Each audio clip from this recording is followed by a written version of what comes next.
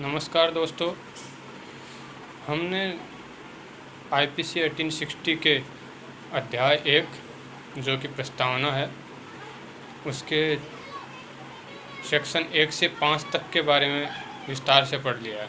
आज हम उनके रिवीजन करेंगे। आज रिवीजन का टाइम है।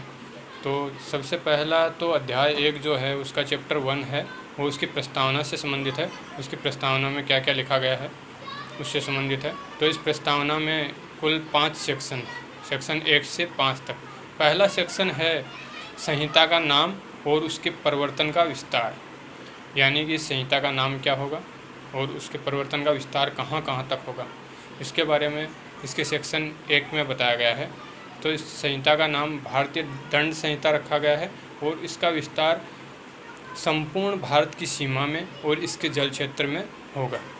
ये है इसका विस्तार का क्षेत्र, ये सब जगह पे लागू होगा। अब है धारा 2, भारत में किए गए अपराधों के लिए दंड। भारत में किए गए अपराधों के लिए दंड भारतीय आपराधिक न्यायालय देते हैं, जो कि अपने क्षेत्राधिकार के अनुसार कार्य करते हैं। क्षेत्राधिकार 2 प्रकार के होते हैं। पहला क्षेत्राधिकार है प्रादेशिक क्षेत्राधिकार और दूसरा है व्यक्तिगत क्षेत्राधिकार। प्रादेशिक क्षेत्राधिकार भी 2 प्रकार के होते हैं, एक अंतः प्रादेशिक क्षेत्राधिकार और एक बहिर्प्रादेशिक क्षेत्राधिकार। अंतर प्रादेशिक क्षेत्राधिकार होता है भारत की सीमा के अंदर कोई आपराधिक कृत्य किया जाता है। बहिर्प्रादेशिक भारत की सीमा से बाहर जो आपराधिक कृत्य किया जाता है। और व्यक्तिगत क्षेत्राधिकार होता है कि किसी व्यक्ति द्वारा किसी प्रकार का कोई आपराधिक कृत्य किया जाता है जो इस संहिता के अंतर्गत दंडनीय है, तो उस पर आईपीसी 1860 की यह धारा लागू होगी। तो इसमें अंतः प्रादेशिक क्षेत्राधिकार है वो धारा 2 के अंतर्गत आता है और बहिर्प्रादेशिक क्षेत्राधिकार से संबंधित धारा 3 और 4 और व्यक्तिगत प्रादेशिक क्षेत्राधिकार भी धारा 2 के अंतर्गत ही आता है। इस प्रकार से आपराधिक न्यायालय हैं वो तय करते हैं अपने क्षेत्राधिकार के अनुसार उनकी सज़ा के लिए।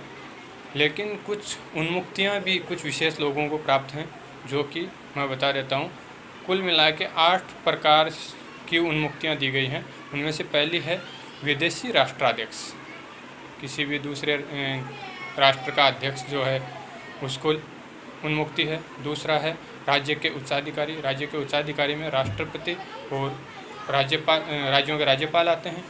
इसके अलावा है तीसरा है राजदूत और राजनयिक अभिकर्ता, तो ये हो गया। चौथा हो गया विदेशी शत्रु, 5वां विदेशी सेना, 6वां विदेशी युद्धपोत, 7वां निगम और 8वां मालिक सेवक द्वारा किए गए कृत्यों के लिए मालिक का उत्तरदायित्व। ये इस प्रकार से 8 हैं कृत्य जिनके ऊपर आईपीसी की धारा 2 के अंतर्गत उन्मुक्ति दी गई है। अब है धारा 3। धारा 3 है भारत से परे किए गए परंतु उसके भीतर विधि के अनुसार विचारणीय अपराधों के लिए दंड। ये इस प्रकार के अपराध हैं जो कि भारत की सीमा रेखा से, भारत के राज्य क्षेत्र से बाहर अपराध किए जाते हैं। ये बहिर्प्रादेशिक क्षेत्राधिकार के अंतर्गत आते हैं। इनके ऊपर किस प्रकार से दंड दिया जाता है, इस प्रकार का इसमें प्रबंध किया गया है। सामान्यतः कोई भी राज्य अपने अंतर प्रादेशिक क्षेत्राधिकार के लिए ही अधिनियम बना सकता है, लेकिन कुछ विशेष परिस्थितियों में, कुछ आपराधिक परिस्थितियों में बहिर्प्रादेशिक क्षेत्राधिकार से संबंधित भी अधिनियम बनाए जा सकते हैं। भारत के संविधान के अनुच्छेद 245 के पैरा 2 में ये प्रावधान किया गया है कि कोई भी विधि इस कारण से असंवैधानिक नहीं होगी कि उसमें बहिर्प्रादेशिक क्षेत्राधिकार से संबंधित नियम बनाया गया है या अधिनियम पारित किया गया है। तो ये इस प्रकार की व्यवस्था की गई है। तो इसी के अंतर्गत आईपीसी की धारा 3 भी आती है, जो कि भारत से परे किए गए अपराधों के लिए दंड का प्रावधान करती है। अब है धारा 4, राज्य क्षेत्रातीत अपराधों पर संहिता का विस्तार।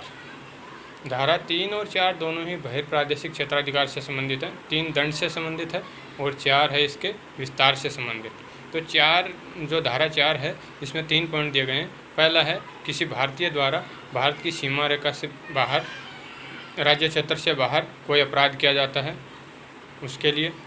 दूसरी है भारत में रजिस्ट्रीकृत कोई पोत या कोई वायुयान हो जिसके ऊपर कोई अपराध कार्य किया जाता है उसके लिए। और तीसरा है भारत से बाहर किसी व्यक्ति द्वारा भारत में स्थित किसी कंप्यूटर को लक्ष्य कारित करने से संबंधित अपराध से संबंध में। तो ये 3 पॉइंट दिए गए हैं। इनमें से जो पहला पॉइंट है वो केवल भारतीय लोगों के लिए लागू होता है, जो कि है कि भारतीय व्यक्तियों द्वारा भारत के राज्य क्षेत्र से बाहर किए गए अपराधों के लिए।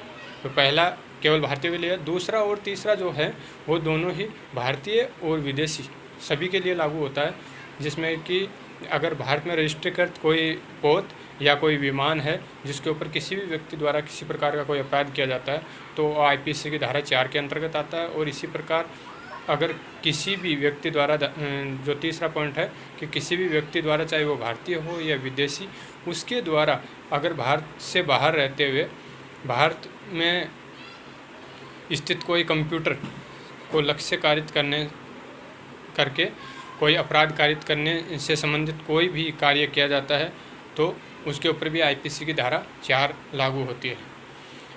जो मैंने आपको तीसरा पॉइंट बताया है कंप्यूटर से संबंधित अपराध का, वो सूचना प्रौद्योगिकी अधिनियम 2008 की धारा 51 के 1 के तहत जोड़ा गया है। उसके बाद में आता है कि अगर कोई अपराध भारत के राज्य क्षेत्र से बाहर किया जाता है और अपराधी को भारत की सीमा रेखा के अंतर्गत भारत के अंदर उसको गिरफ्तार कर लिया जाता है तो उस पर 2 प्रकार से कार्रवाई की जा सकती है। पहली कार्रवाई है भारत के आपराधिक न्यायालयों द्वारा उस पर कार्रवाई की जा सकती है, या फिर दूसरा है कि उसे उस संबंधित देश को प्रत्यर्पित किया जा सकता है। यहाँ प्रत्यर्पित करने की बात आती है तो हम प्रत्यर्पण किस प्रकार से करते हैं, जो भारतीय प्रत्यर्पण अधिनियम 1962 है उसके अंतर्गत किसी भी अपराधी का उस संबंधित देश को प्रत्यर्पण किया जाता है। अब अगर अपराध समुद्र में होता है तो समुद्र में जो अपराध होता है उस पर किस प्रकार से कार्रवाई की जाती है, तो वो है एडमिरल्टी एक्ट के अंतर्गत समुद्र में हुए अपराध के लिए कार्रवाई की जाती है। एडमिरल्टी एक्ट किन किन पर लागू होता है, तो यह है 3 चीज़ों पर लागू होता है, 3 प्रकार के अपराधों पर यह लागू होता है। पहला है भारतीय पोत पर अगर कोई अपराध किया जाता है, दूसरा है किसी विदेशी पोत पर अपराध किया जाता है लेकिन वो भारतीय जल क्षेत्र में हो, और तीसरा है जल दस्युता या समुद्र दस्युता। तो इन तीनों प्रकार के अपराधों के लिए एडमिरल्टी एक्ट लागू किया जाता है। अब है अध्याय 1 की अंतिम धारा, धारा 5, जो कि है इस विधि द्वारा या इस अधिनियम द्वारा कुछ विधियों पर प्रभाव न डाला जाना। यानी वो कौन कौन सी विधियां हैं जिनके ऊपर इस अधिनियम द्वारा प्रभाव नहीं डाला जाता है, तो वो 4 हैं एक्सेप्शन जिनके ऊपर इसका द्वारा प्रभाव नहीं डाला जाता। पहला है मार्शल लॉ, जहाँ पर कहीं पर भी मार्शल लॉ लगा हुआ है वहाँ पर इस अधिनियम से प्रभाव नहीं पड़ता है, कुछ भी आईपीसी लागू नहीं होती है वहाँ पर। दूसरा है कि भारतीय सेना, वायुसेना या नौसेना, इसके अधिकारी और उसके जवान अगर उनके द्वारा किसी प्रकार का विद्रोह है या अभितजन किया जाता है तो उनके ऊपर जिस विधि के अंतर्गत कार्यवाही की जाती है उसी के अंतर्गत कार्यवाही की जाएगी, उस पर आईपीसी लागू नहीं होगी। इसके बाद में है तीसरा पॉइंट राज्यकृत या act of state. Act of state वो एक कार्य होते हैं राज्य के जिसके द्वारा किसी व्यक्ति को क्षति या नुकसान होता है, लेकिन उस समय नुकसान होते समय वो भारत का नागरिक नहीं होना चाहिए। यानी कि राज्यकृत केवल विदेशी नागरिकों के लिए लागू होते हैं, तो उनके ऊपर भी ये लागू नहीं होता है। और चौथा पॉइंट है इसका विशिष्ट या स्थानीय विधि।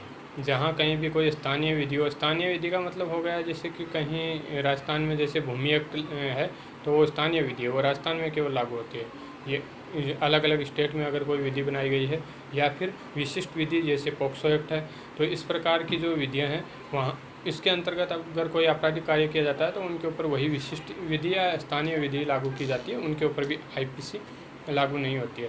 तो इस प्रकार हमने अध्याय 1 जो प्रस्तावना है इसके सेक्शन 1 से लेकर 5 तक पढ़े।